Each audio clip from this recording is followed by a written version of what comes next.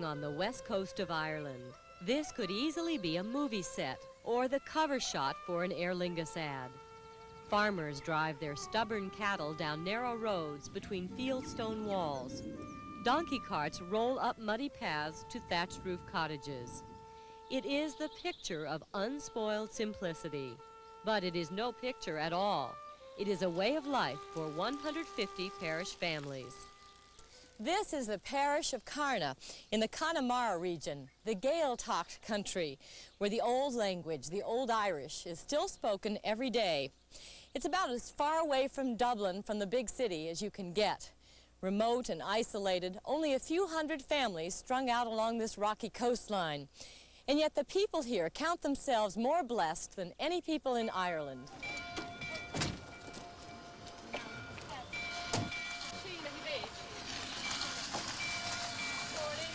Maggie Flaherty is the church organist and directs the choir. Barbara Gorham teaches 3 grades at the town's 2-room schoolhouse. Martin and Mary O'Toole and their 7 children live across the road. For 20 years now, ever since they were married, they've been walking over for Sunday Mass at St. Kieran's. I think we are living a Catholic life. Well, there's no distractions here anywhere. You know, it's a very quiet place. Strong community support is the foundation of the Irish Catholic life here, and its chief architect is Father Colm Cananan. Serving in a parish of only 150 families, Father Cananan is a jack of all trades. He is consulted for advice and guidance not only in matters of family troubles, but also in business or legal disputes. Community building would be my role. Building up God's people, the community of God's people. Saying Mass, getting confessions, but involved in community activity, community development, community education, all that type of thing. This has been the role of the Irish parish priest for generations. And this, the Mass he celebrates, still in ancient Irish Gaelic. Most residents of Karna speak both English and Gaelic fluently.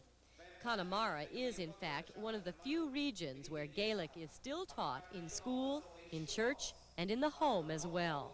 Well, we are a Gaelic nation, or with a Celtic nation, and then without our own language, we'd have just another province of the United Kingdom.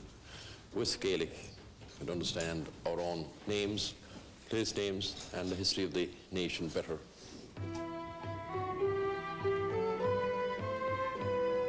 The charm of the donkey cart, the hand hoe, and the sheep shears disappears into blood, sweat, and tears as the people here work their rock-studded vista into farmable land.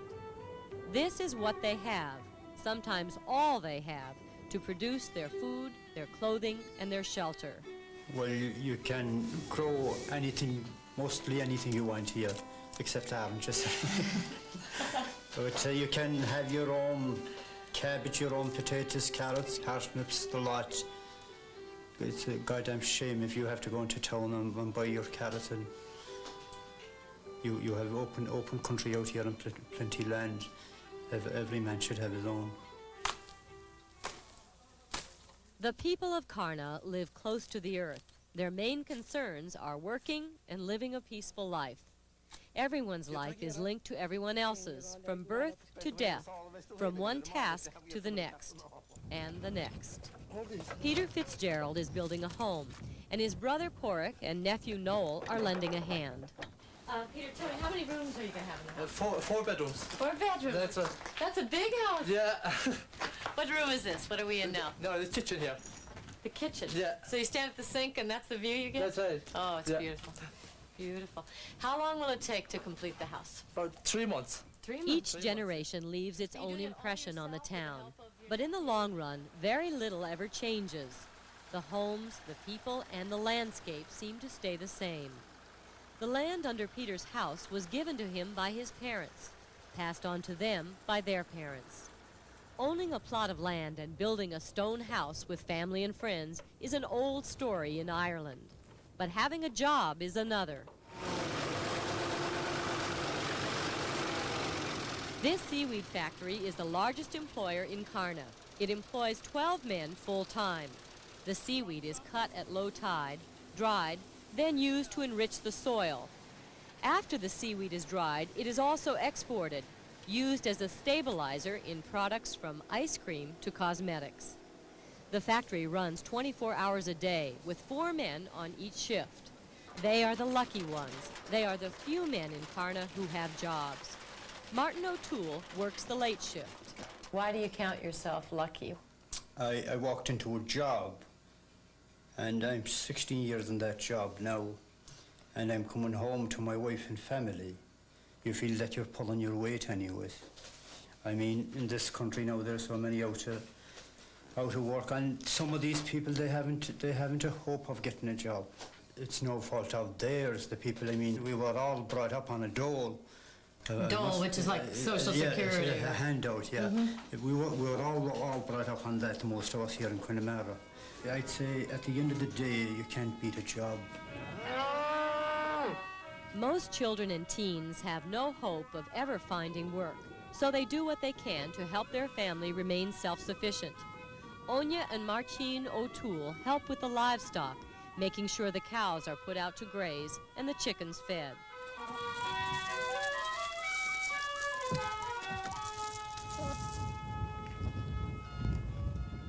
Young Mark and John McDonough help out by loading the turf bricks, used to fuel the kitchen stove and the fireplace for heat all year long. Does your dad give you an allowance to help out, or you do it Oh just... no, I just do it myself. Sometimes he gives us an allowance, like. How many hours will you work today? About 7. We should be going home in about 2 hours or so. And you're in school from Monday to Friday? Yeah. And then you do this on the weekend? Yeah, on the Saturdays only. And what do you do on Sundays? Oh, nothing much. Play around.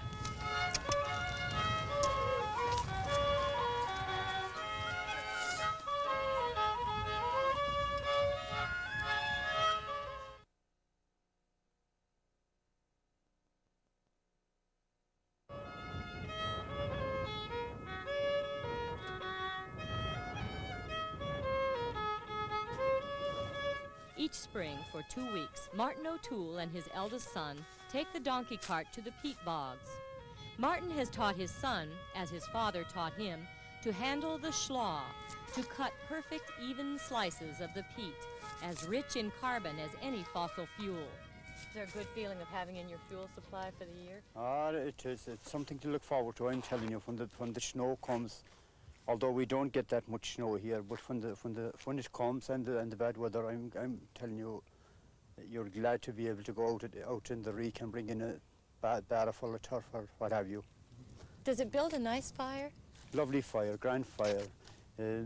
If you get through black stony turf, it's as good as any coal.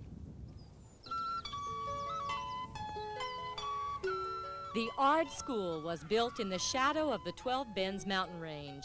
It is a 2-room schoolhouse. Barbara Gorham teaches the young children, while Principal McDara Lydon teaches the older students. Here, children are taught reading, writing, and arithmetic in Gaelic as well as English. The educational system in Ireland is touted as one of the best in Europe, but many of these children never finish school. They quit willingly if they are lucky enough to find a job. One of the best school systems in Europe is competing with one of the worst job markets. Is there a sense of frustration about education in that, as bright as these children are and as much as they learn, they might not be able to put it to use because there's no jobs for them? There is very much so, and that frustration is very ripe at the moment. Around 50% or more will immigrate either to the States or to England. Ireland's employment problem has led to another problem, which has grown to be part of the country's history. Young people are finding they have no option but to leave Ireland to find employment. Immigration has been, over the history of Ireland, has been the great tragedy for this country, hasn't it? It has been tragic that they had to. I mean, they had to in the beginning, and they had to up to the 60s and 70s in Ireland, when Ireland became more or less an industrialized country, and there were jobs available. And in the 80s, then with the recession, jobs became scarce, money became scarce. The multinational companies we thought weren't pulling their weight, so there was no jobs, so they had to go. days is long enough. Mary and Martin O'Toole worry that their twin daughters, Mary and Barbara, who are about to graduate from high school, may be forced to leave their homeland. I wouldn't mind, say, maybe for 6 months or a year, but, you know, I'd rather if they were working near home. Even in Ireland, you know, I think as long as they're in Ireland.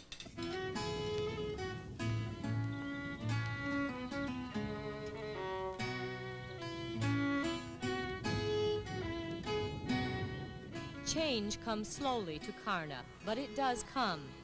Townspeople here will soon be voting on a referendum that would legalize divorce. And even within families, the vote is split.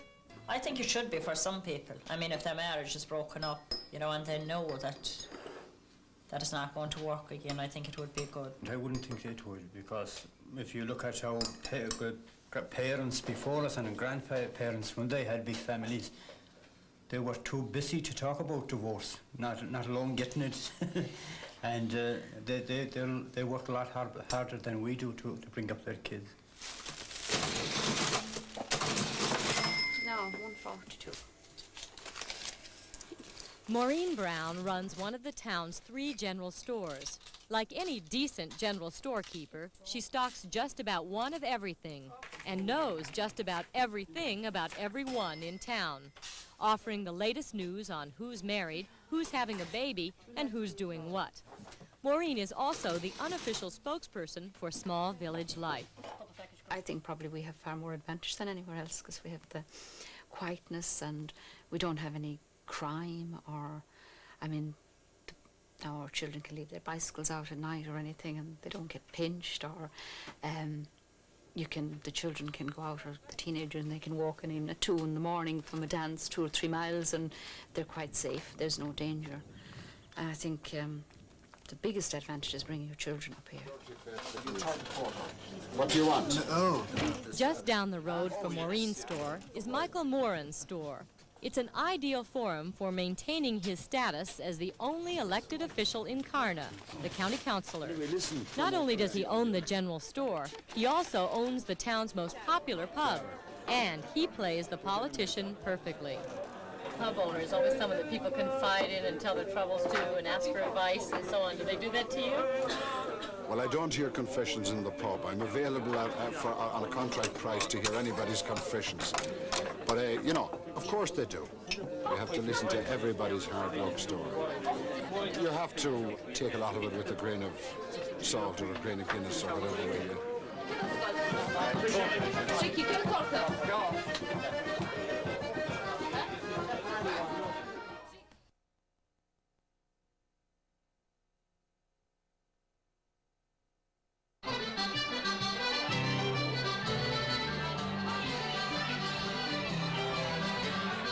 An accordion to stir the soul, a jig to stir the body, and a pint of Guinness to stir the spirit. These are the fundamentals of an Irish pub. For generations, the pub has been a place to pop out to spend a few hours in a homey place, to relax, talk with friends, and listen to stories from lips which may have gotten stuck to the Blarney Stone. Why is pub life so central to the community? Well, it has been described as the social centre of a parish, of an area. It's the place that men, boys, girls can come talk, watch television, generally, you know, relax. Saturday night is the big night at Michael Moran's pub. Some of the regulars play poker, some darts, others play traditional music, and still others just play a lot of elbow bending. This pub owner keeps a close watch on the pub and the players. Do you ever try to control the drinking? Do you ever say to somebody you've just had too many pints? Oh yes, always. And it's the one worry you have. Particularly if a man is driving a car, you're not so much afraid that he'd kill himself. At times you might wish that he would. But you're always afraid that he'll hurt somebody else or that he'll have an accident on the way home. Pub owners usually send the crowds home early, by law no later than 11:30, unless, of course, the sheriff happens to be tipping back a few pints himself. I'm the local policeman. You're the local policeman? It's the sheriff. And there's no after hours, so... Oh, no. So you shouldn't be here either.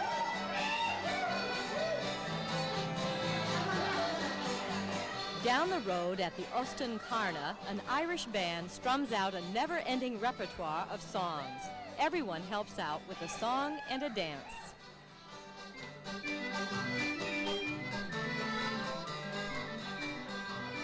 Collie McDonough learned to step dance from his father when he was 5 years old. Now, at the age of 86, the music still casts its spell, with hands on hips and feet stepping and hopping toe to heel, just like magic.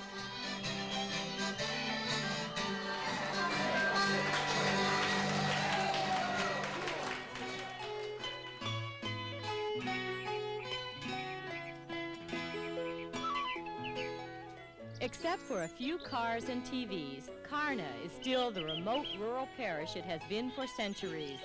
It is Irish tradition. It is where Gaelic is spoken, where families go to church on Sunday, and where a community works together and celebrates together.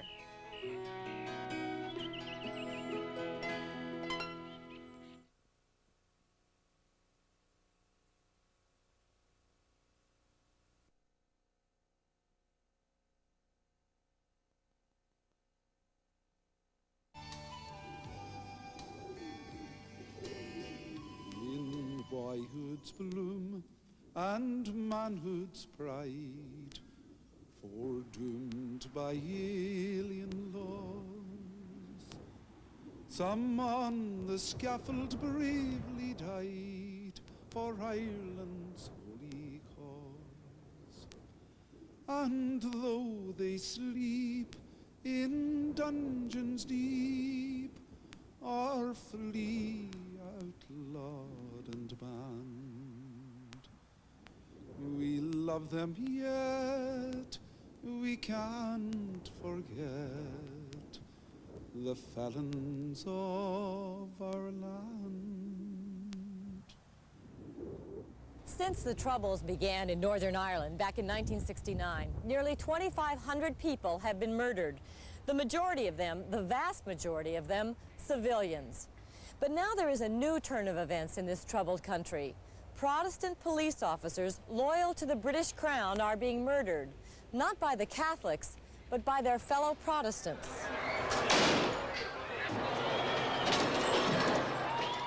A Protestant mob attacking a Protestant police force, once an unheard of occurrence in Northern Ireland. But to these embittered Protestant loyalists, the police have become a symbol of a massive British sellout. Margaret Thatcher and the British government have, they believe, turned their backs on the loyal British citizens of Northern Ireland. And the police are paying the price for that betrayal. We will live in Northern Ireland because this is our country. And we are the upholders of the law. And if we can't live here, no one can live in Northern Ireland. Officer Donald Milligan of the Royal Ulster Constabulary agreed to speak only on condition that this report be shown in the United States, not Northern Ireland. Like his fellow officers, Milligan lives in fear for himself and his family. Night after night, more homes come under attack. Lately, the mob has taken to bombing even the homes of policemen's families. I've been spat upon many a time. I've been shot at. I've been shot at by both sides of this community. It's a particular crisis because we are threatened in our own homes by a section of the community who used to protect us. The police have always chosen to live in safe, well-kept Protestant neighborhoods, loyalist strongholds. But now, even an officer who's lived here all of his life is firebombed out of his home by his own neighbors. What started this new cycle of violence? A peace document as fragile as the paper it is written on. The Anglo-Irish Accord, signed last November by Prime Ministers Margaret Thatcher and Garret FitzGerald, gives the Catholic government of Southern Ireland a limited role in the governing of Northern Ireland, where the majority of the people are Protestant. Outraged Protestants say that gives the Catholic government of Dublin not just a foot in the door, but a leg in the door.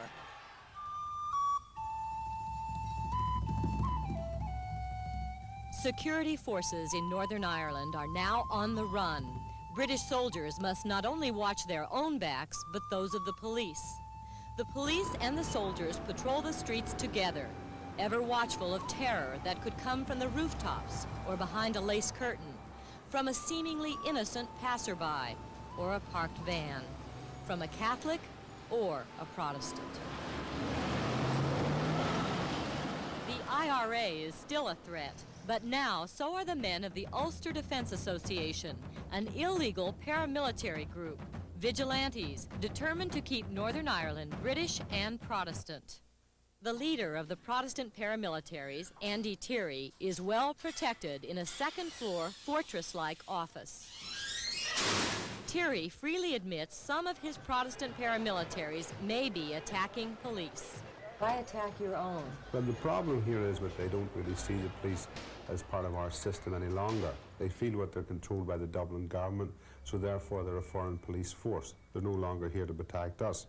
Thierry's paramilitaries are sometimes called the Protestant equivalent of the IRA. Members have went outside the normal defence programme and have been involved in shooting and bombing known IRA people. I couldn't disapprove of that. I'm not joyful about it. The fact is that violence is not the answer here, but because of the situation we live in, it's necessary for people like us to exist.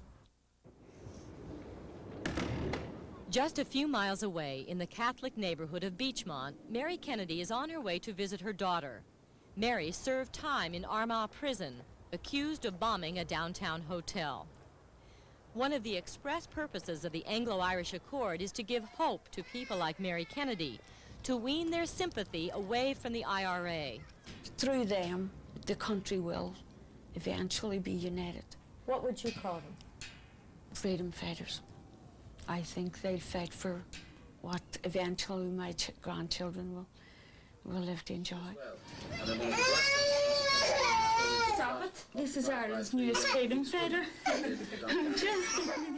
A part-time UDR soldier has been murdered in County Tyrone. He was killed early this afternoon in a bomb attack near his home on the Coletta Road, 2 miles from Castlederg.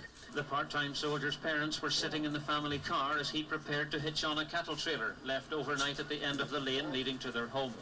But as soon as he touched it, a booby-trap bomb exploded, killing him instantly. His horrified parents, who found his body in a hedge, have had to be treated for severe shock. The Nightly News carries yet another report of the murder of a member of the Protestant police force. He will get no sympathy in this living room.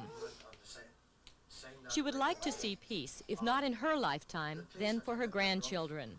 But not peace at any price. My youngest son was 2 when it started, so he knows, you know, that you're here today, maybe you won't be here tomorrow. And if my grandchildren have to come through it, and maybe for their kids, it'll be peace, I think, well, it's just what has to be, has to be.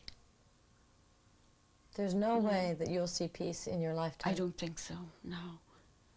You know, I would like to think that the friends that are in the graveyard that I have known and loved very dearly, you know, that I could go up and say, look, we did it, but I don't think so.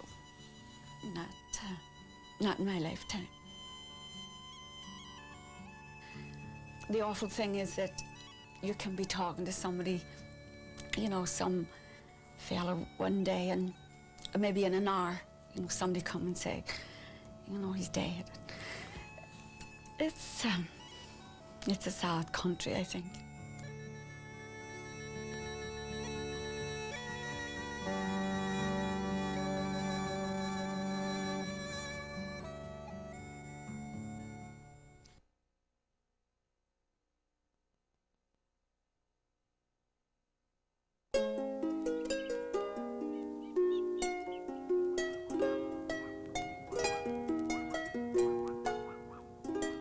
Derry on the River Foyle wears a tranquil look on this warm day in early spring, but it is a thin disguise.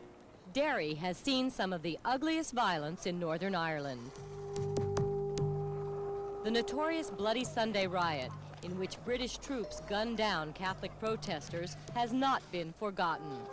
Though Bloody Sunday happened 17 years ago, it is a memory that is recalled nearly every day here in the Catholic ghetto called the Bogside. Political paintings and plaques honoring the dead now hang on the bullet-scarred walls. Just last week, a Protestant police officer was assassinated not far from here. The violence continues. On this particular spring morning, Protestant police officers, still bitter over the murder of one of their own, stage a raid on the Catholic Sinn Féin headquarters, the political arm of the IRA. A car is searched, ostensibly for guns or parts of bombs, but the Catholics think it is pure harassment by the police. They taunt the police with a jingle from a popular quiz show, "Oh, Spot the Loony." Spot the loony! Spot, spot, spot, spot the loony! Spot the loony! Spot, spot, spot, spot the loony!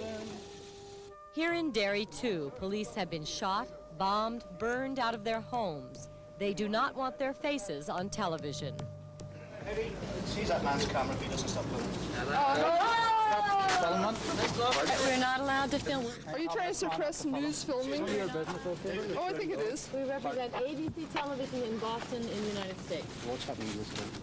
This is going to be shown as part of a documentary in April. No faces? If you filmed our faces, we're quite entitled to see some film.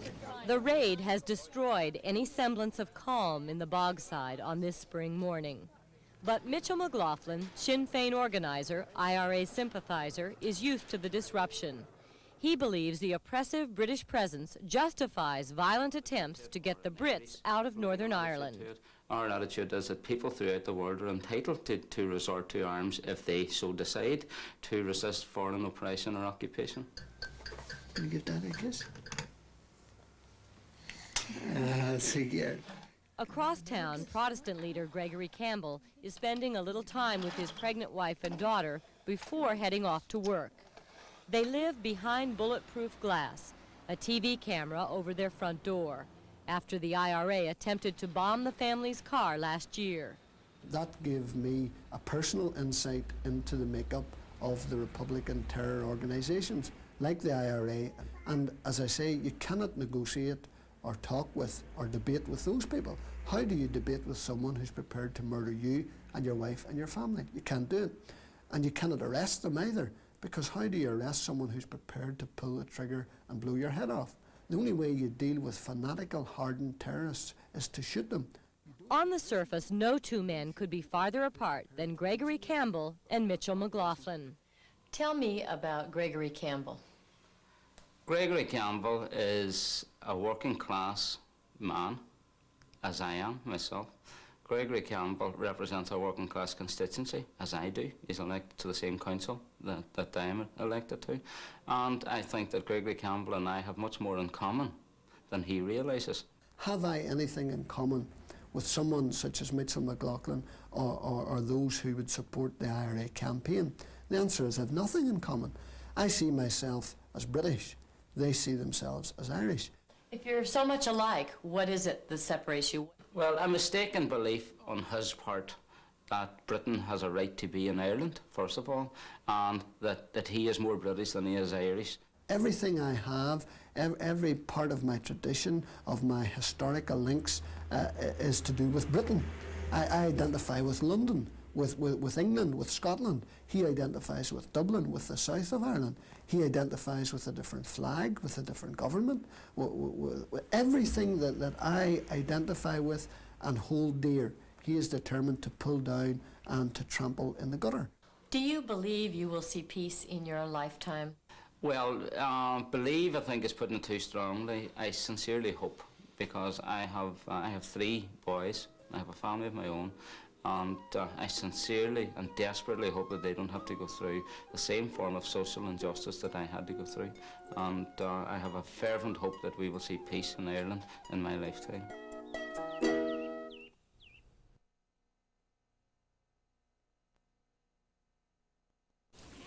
Come on. Ah, the girl, Sandra. Come on, Sandra. Sandra, come on. Come on, Sandra.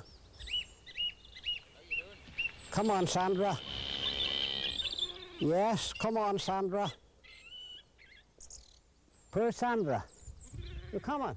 Here in the little town of Lisford, County Donegal, just a collection of 12 families by the sea, lives John Baldrick. Has Sandra been sick at all? Have you had to take care of her? Never. Never. Never. Never. I bought Sandra about 2 years ago. She seems tame. Oh, she is. She's a real pet. Sandra's a real pet.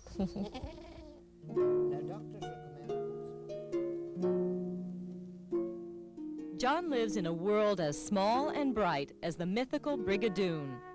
His face is a map of Ireland, his philosophy as strong and plain as the mountains that surround the village, separating him from the violence in Northern Ireland. Really, to tell you the truth, Mary, when I go on, although it's only just round the corner, when I go on to the north, I'm never happy till I get back out again. You feel you're in God's country and you can breathe easily. There's no dread on you. It's an awful tragedy. Does it matter so much here what a person's religion is? None. None whatsoever. None. Nobody thinks of asking you your religion.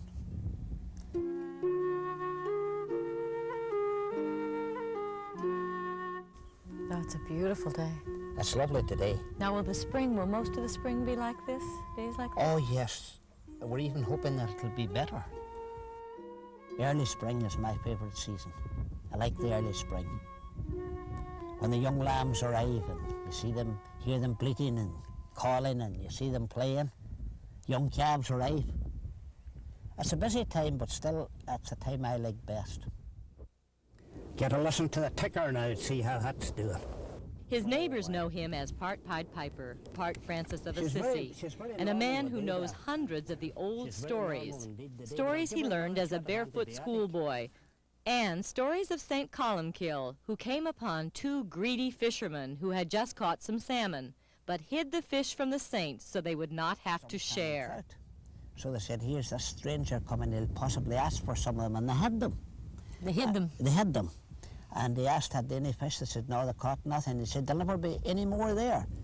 And they've planted trout in it and salmon trout, and none of them seemed to, they just disappeared.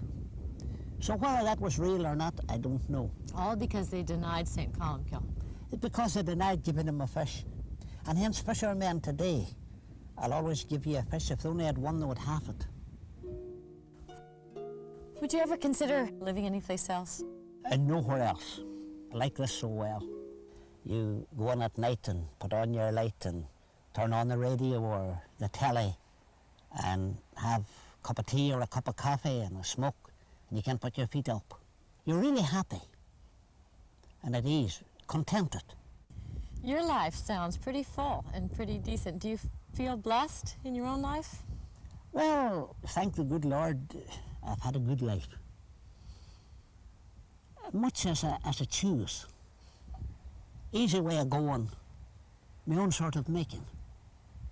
And the great thing about it is, Mary, when you're sort of your own boss. It's not always easy being, but by and large, thank God I've been blessed that way. Making your own way is not that easy. It's not. It's not. But I always say you live for a day. Yesterday doesn't matter. Tomorrow may never come. It's just a day.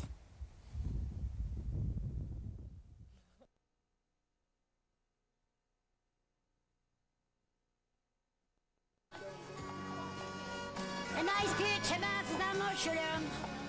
In Dublin's fair city, where the girls are so pretty, I first set my eyes on sweet Molly Malone as she wheeled her wheelbarrow through streets. Molly Malone doesn't push her fish cart through the streets of Dublin anymore. If she did it today, she'd have to have a license from the government and a booth to sell her fish from. Like Ireland herself, the Molly Malones are thriving. They've just had to make some concessions to progress. How long have you been selling goods on the street? Since you were how old? 8-year-old, 42 years. And you started with what?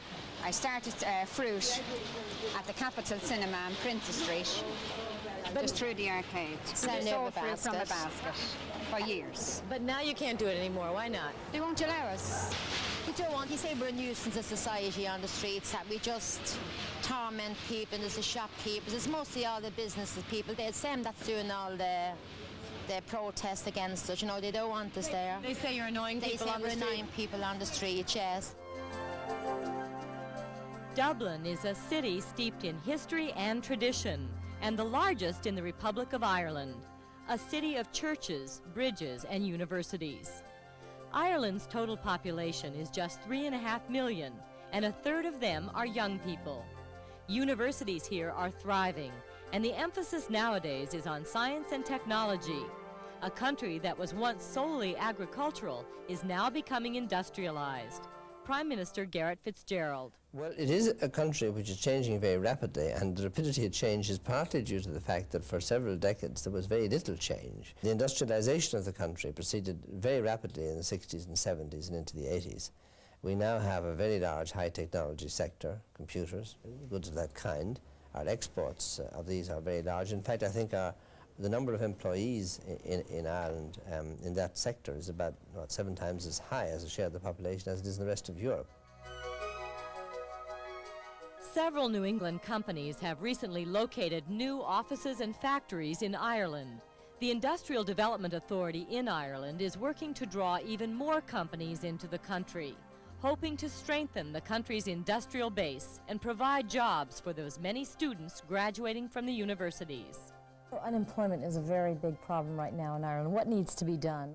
Well, it's the same problem everywhere in Europe and indeed in the United States, although you've made more progress than Europe has with getting it down. But in all European countries there are high levels of unemployment relative to the past, and in most of them it hasn't started to fall yet. So it's a general problem, not peculiar to this country. What we need is a concerted European effort to achieve economic growth, and that may now be possible. Maybe much easier because of the drop in oil prices, which should give faster growth, and that in turn will increase our export markets, increase the domestic market, and bring more people into employment. Somebody eventually will have to make the hard decisions which the present political establishment is failing to make. Unemployment, taxes, emigration. Because of these problems, the people of Ireland are looking for political change. Just a few months ago, a new party emerged, the Progressive Democrats, a group fed up with the old Civil War mentality. Conservative economically, but liberal on social issues, 80% of the new party members are under the age of 40. Party leader Desmond O'Malley. Is there a special appeal to one segment of the population? Well, the opinion polls seem to indicate that our support is pretty widely spread, both in age terms and in geographical terms and in socioeconomic terms. But it does seem, from looking at our membership and the people who attend many of our meetings and so on, that we have an unusually high proportion of women, for example, in the party. It's approaching 40%, which is very high, and this term yuppie is used against us as if it were a term of abuse in this country. It's intended to be that, I think. I think, you know, the more people that we can encourage to be upwardly mobile, the better. How are you? Good. Welcome to Dublin. Ambassador Margaret Heckler is our representative in Ireland. Ireland's emigration problems are problems the ambassador knows firsthand. Her father emigrated to the United States when she was a young girl. It's so sad to have a young person who's well educated have to leave one's own country because there is no opportunity.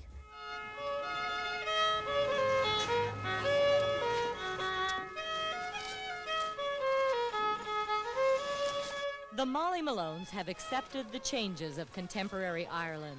They have made their concessions to progress. But the people of Ireland cannot simply concede to the future.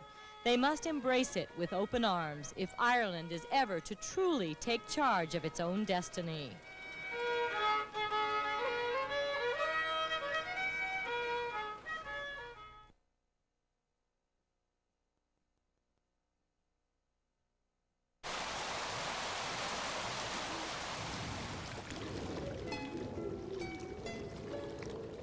I will arise and go now, and go to Innisfree, and a small cabin built there of clay and wattles made. 9 bean rows will I have there. A hive. The island of Innisfree is just a dot of land off Lough Gill, east of Sligo on the west coast of Ireland. On a spring day, the reeds blow in a soft wind filled with bird songs. It is easy to imagine why this tiny island inspired William Butler Yeats.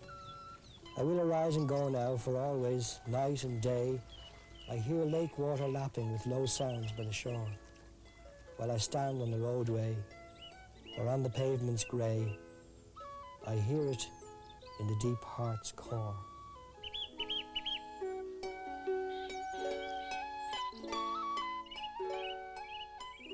A landscape charming yet rugged, and a people to match. From this land of beauty tainted by violence have come modern literary giants, among them James Joyce and Samuel Beckett. Works like Ulysses, Waiting for Godot, emanate from artists steeped in beauty, conflict, and alienation. We're walking across the Liffey now, the River Liffey, and the River Liffey is integral to Joyce's work. I mean, he uses the Liffey, Anna Livia, as he rechristened it, as a symbol of ever-flowing life in his books. Like Finnegan's Wake starts with the River Liffey and finishes with the River Liffey. Life imitates art in somebody like James Joyce because he was so perceptive and he captured the atmosphere and the feeling and the smells and the sounds of Dublin so magnificently that you're walking through Joyce's Dublin.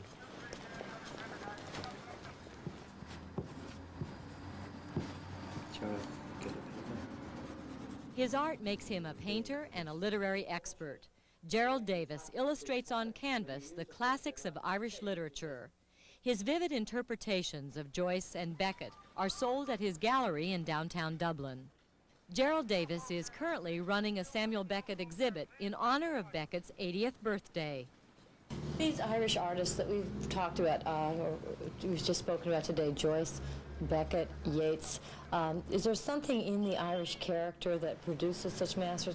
From the background of the racial consciousness of the Irish people, you've got something inbuilt in the way we use words. And I mean, I remember I went down the country once to a little place called, in County Cavan somewhere, I was pike fishing. And there was a man there, and it was a beautiful thing happened. He had a jacket that was so raggedy that when he lifted up his arm, it fell away to the elbow. I'll never forget it. It was beautiful. And he said, "You'll watch the rod, and if you put the certain sort of bait on it," he says, "you'll watch the rod and you'll see the rod yielding to the water." I mean, a beautifully poetic expression that it was just, you know, it was sheer poetry. And a lot of people speak that way in Ireland because they do use the language well. Philadelphia, here I come, right back where I started from. Boom, boom, boom, boom, boom, boom, boom. Gareth Mary O'Donnell. So, you are full conscious of all the consequences of your decision? Yes, sir. Of leaving the country of your birth, the land of the curlew and the snipe, the Aaron sweater and the Irish sweepstake? I have considered all this. Philadelphia, Here I Come opened 1 month ago at the Gaiety Theatre in Dublin to rave reviews. The play, written by noted Irish playwright Brian Friel, deals with one of Ireland's preoccupying problems, emigration. For every door that opens. Oh, could you put the heart across me there when you get out of my road and quit Egypt about? Bad, you're an old boy. Irish theatre has always dramatized the vagaries of life for every Irishman, from kings to factory workers. Here, theatre is a part of life, crossing social barriers in subject and in price. A ticket at the Gaiety is only about $10. Theatre in Ireland is a part of the culture, but a relatively new tradition in comparison with Ireland's literature. The play's director, Joe Dowling. I don't know. I think that there is certainly a very strong dramatic imagination in Irish culture, and it has, for many years, it didn't have the opportunity to express itself. For centuries, Irish theatre, if it existed at all, existed as a sort of a byproduct of British theatre. But in this century, it has had its own full imaginative flowering, and that has, as I say, has become such an integral part now of the Irish culture.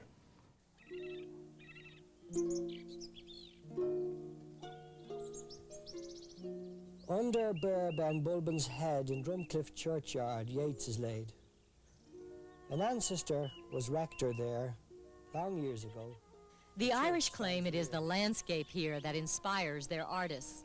And while many leave their homeland, they take a part of it with them. Yeats' last poem was as much a message as it was a work of art. While in France, the aged poet wrote his own epitaph, his wish to be buried in his beloved Ireland. By the road, an ancient cross. No marble, no conventional phrase. On limestone quarried near the spot by his command, these words are cut. Cast a cold eye on life, on death. Horseman, pass by.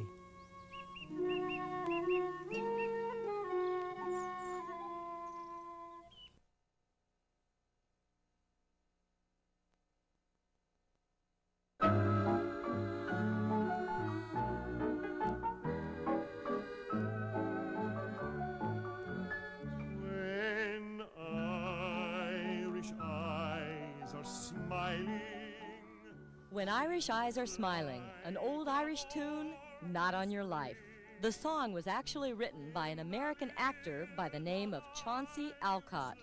Much of what passes for traditional Irish music was actually written for vaudeville, for an audience of Irish immigrants homesick for their native land.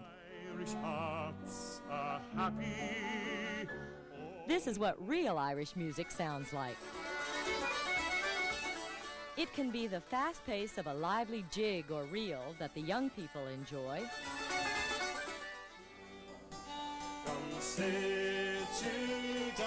Or the slower, haunting melodies that the older people seem to prefer. Sad ballads of lost loves or lost wars. Here in the spectacular beauty of County Clare, they claim the rich heritage of Irish music as their own. The people of Clare boast that they are the most musical of Irish men and women.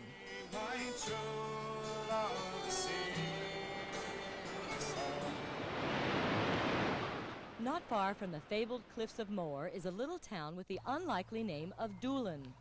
Doolin has earned itself an international reputation for fostering traditional Irish music.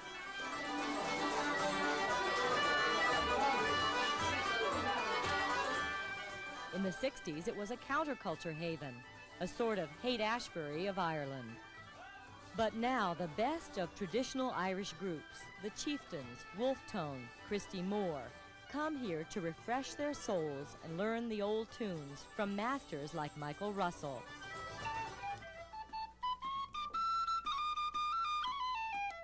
Michael is a fixture at McGann's Pub in Doolin. He enjoys his role as a guardian of the Irish culture, teaching the old songs to the younger generation. Otherwise, he is afraid some of the tunes may disappear altogether. A song now called the White Cockade. It have a meaning, you see. It is, oh, brown maiden of the plum so white, I'm sick and dying for the love sweet head. Come with me and me may delight, for I dearly love you and your white cockade. Something like that, you see. Irish music was once disparagingly referred to as bog music, music for the poor people. But in the early 1950s, as the Irish saw their culture slipping away, a movement to preserve the traditional music swept the country. The schools were required by law to teach music, and the fiddle and the tin whistle, the concertina and the flute were once again heard in the concert halls and the pubs of Ireland. It's deep, very deep music.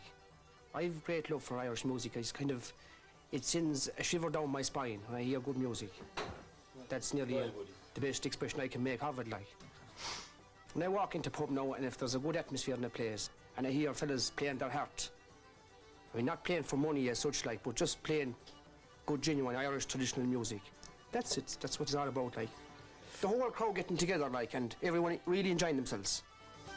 In preserving the music, some of the younger generations say a little bit of Ireland herself has been saved. There'll always be traditional music.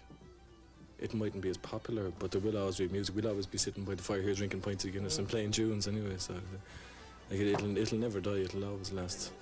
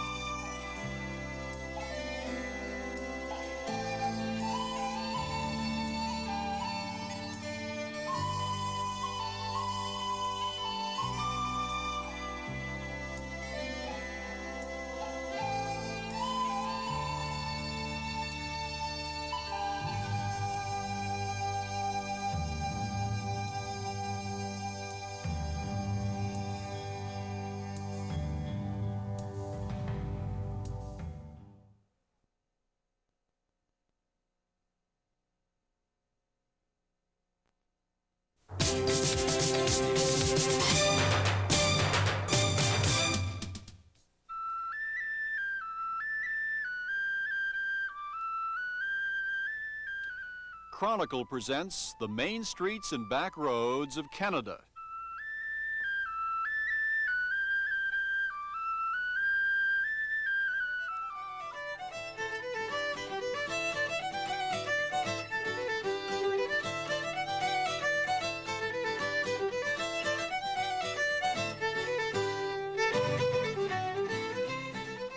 Tonight, the maritime province of Newfoundland.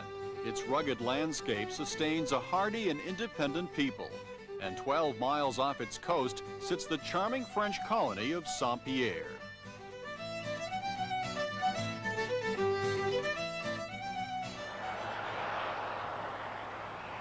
Dear Newfoundland, have I got to leave you for to seek employment?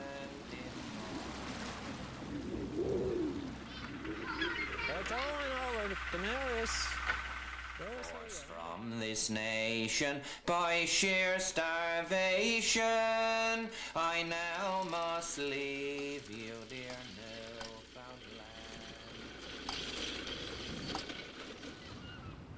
This is a land of bleak beauty. It's been called the Enduring Rock. Newfoundland occupies that remote part of the north that feels like the beginning of the world. There are bold headlands and deep fjords, a rough rolling landscape scoured by glaciers, then filled with an abundance of lakes and rivers. The massive interior is sheer wilderness, largely uninhabited. Life clings to the coast. These are quiet towns where every morning looks and feels like Sunday. Tiny civilizations survive in fishing villages known as outports, where Main Street is a dirt path and the only route in or out is by water. Here, the descendants of English and Irish fishermen scratch out a living. More than a quarter of Newfoundlanders opt for city life in the bustling provincial capital of St. John's. But whether fisherman or city dweller, they're linked by a rugged sense of independence. Newfoundlanders were not eager to unite with Canada. They governed themselves for 100 years under the British Crown until the Great Depression nearly destroyed their economy. It wasn't until 1949 that Newfoundland became Canada's 10th province, a marriage that dismayed many of the people who call themselves Newfies. People like Eric Hayden from Pettyfort. His outport defied the government's call to move into more convenient, less isolated communities. How do you feel about your own identity? I'm a Newfoundlander. Canada's up there on the mainland, and I can stay up there, as far as I'm concerned. For Newfoundland, with your fishery failing, your sons and daughters must leave each farm. The future of Newfoundland's younger generation is constantly in question. People like Ernestine Power persevere and preserve. Ernestine invites neighbors like Gerald Campbell into her kitchen to sing of their native land with an unmistakable Irish lilt. Daughters, employment at home. Some people, I've heard it said that this Newfoundland, you know, it is a hard place. Yeah, but you know something? It depends on what you mean by harsh, but I think it's sort of like the people. It's not harsh, it's pretty kind. Making a living here is not so kind. This is Canada's poorest province. Almost nothing grows here. The land is rocky and ungiving. Newfoundlanders say our fields are the sea, but even an abundant sea hasn't helped their troubled economy, with an unemployment rate of 22%. President of the Government Treasury Board, Neil Windsor. Well, it is a major problem, but we have many resources, and one of the frustrating things for us, I guess, is that we are very resource-rich. Well, those resources are then processed in other parts of North America, both in Canada and in the United States,